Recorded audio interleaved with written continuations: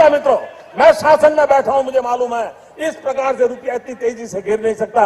अरे ये नेपाल का रुपया नहीं गिरता है, बांग्लादेश की करेंसी नहीं गिरती है, पाकिस्तान की करेंसी नहीं गिरती, श्रीलंका की करेंसी नहीं गिरती। क्या कारण है हिंदुस्तान का रुपया पतला होता जा रहा है? मैं हूं यार राजपूत और आप देख रहे हैं यार राजपूत नेशन। आज मैं आपको समझाने वाला हूं रुपया कैसे गिरता है और क्यों गिरता है। और सबसे जरूरी बात, जब मोदी साहब विपक्ष में थे तो इन्हीं बातों पर भड़काऊ भाषण देते थे, लेकिन आज जब वो खुद 10 साल से प्रधानमंत्री हैं तो रुपया धरातल में चला गया और साहब चुप्पी साधे बैठे हैं। तो चलिए शुरू करते हैं। सबसे पहले यह समझते हैं कि रुपया गिरता कैसे है। सोचो, अगर आपके घर में खर्चा ज़्यादा हो और कमाई कम हो तो क्या होगा? उधार लेना पड़ेगा, कर्जा चढ़ेगा, इज्जत जाएगी। यही हाल रुपए का है। भारत हर साल तेल, गैस, इलेक्ट्रॉनिक्स, गोल्ड, मोबाइल और भी कई सामानें बाहर से खरीदता है। इन सब का बिल डॉलर में देना पड़ता है। अब अगर डॉलर मांगो ज़्यादा मिलेगा कम तो रुपया गिरेगा ही गिरेगा। इसको बोलते हैं डिमांड एंड सप्लाई गेम। जैसे मंडी में प्याज महंगा तब होता है जब मांग ज़्यादा हो और सप्लाई कम, वैसे ही रुपया महंगा नहीं बल्कि डॉलर महंगा हो जाता है। अब टेक्निकल सुनो, इसे कहते हैं करंट अकाउंट डिफिसिट, CAD। जब इंपोर्ट एक्सपोर्ट से ज़्यादा होता है, मतलब खरीदारी बिक्री से ज़्यादा होता है, तो CAD बढ़ता है। कैड का बढ़ना मीन्स डॉलर की डिमांड बढ़ी, और डॉलर की डिमांड बढ़ी मतलब रुपया गिरना। एग्जाम्पल से समझते हैं, भारत 100 अरब डॉलर का माल बाहर से बेचता है, लेकिन 150 अरब डॉलर का खरीद लेता है। एक्स्ट्रा 50 अरब डॉलर कहाँ से लाओगे? मार्केट से ही उठाओगे, और यही एक्स्ट्रा डिमांड रुपया डुबोती है। 2013 में मोदी साहब चीख चीख कर कहते थे, रुपये की कीमत जिस तेजी से गिर रही है, और कभी कभी तो लगता है कि दिल्ली सरकार और रुपये के बीच में कंपटीशन चल रहा है, किसकी आबरू तेजी से गिरती चली जा रही है। रुपया गिर रहा है मतलब प्रधानमंत्री की इज्जत गिर रही है।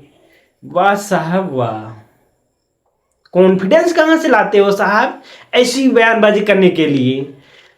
उस टाइम डॉलर 58 था, आज डॉलर 88 के पार चला गया, 88.20।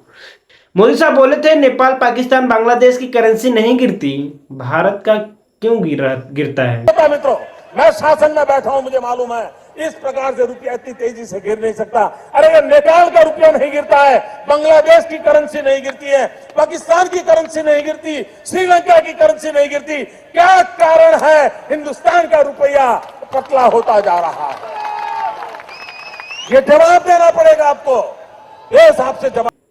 अरे साहब जरा 2025 में देख लो, भारत पाकिस्तान का रुपया तो कब का ICU में मर चुका, श्रीलंका दिवालिया हो चुका है। मतलब ज्ञान अधूरा था, पर तालियां बजाने वाले बहुत थे उस समय। मैं आपके ज्ञान के लिए बता दूं, रुपया गिरेगा तो सिर्फ मोदी या सिर्फ कांग्रेस की गलती से नहीं गिरेगा। ये पूरा एक सिस्टम होता है। Import export balance, crude oil prices, foreign investor का भरोसा, global politics, US China Russian का गेम।